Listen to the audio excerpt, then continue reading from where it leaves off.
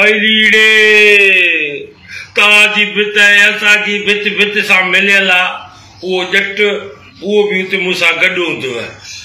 मूंखे त उन आज़ार में विझी छॾियो आहे। 11 जून ते जुमे जे ॾींहुं शाम जो 5 बजे राजा वाटर पार्क में टुबुक मां हुते राजा वाटर पार्क में उते माना तव्हां ज़रूर अचिजो।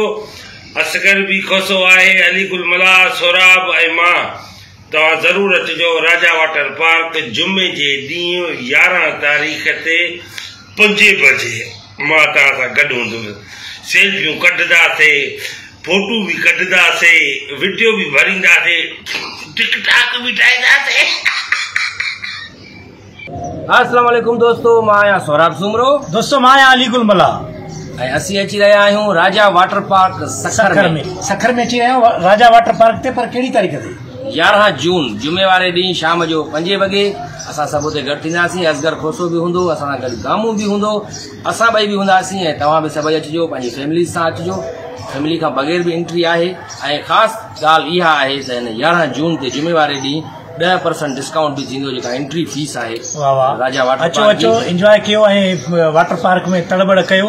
गर्मी हूअं ई घणी आहे सखर में, ताकि गर्मी ख़त्म थिए असांजे जिस्मनि मां। असां भी सभई उते ईंदासीं, तव्हां भी ज़रूर अचिजो। 11 जून जुमे वारे ॾींहुं शाम जो 5 वॻे सखर में। अस्सलाम वालेकुम दोस्तों, मां आहियां असगर खोसो।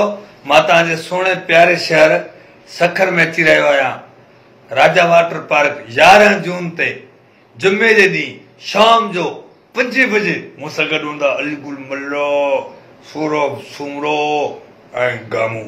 सो तव्हां बि अचण न विसारींदा राजा वाटर पार्क ते शाम जो 5 बजे ऐं एंजॉय कंदासीं, तव्हांखे खिलाईंदासीं ऐं इंतज़ारियूं ऐं खमानियूं ऐं आख़िरी में झुमरियूं भी पाईंदासीं। हे सिंधड़ी सोने लाल जी हौज मालो, अचण न विसारींदा। Love U, इंतज़ारियूं।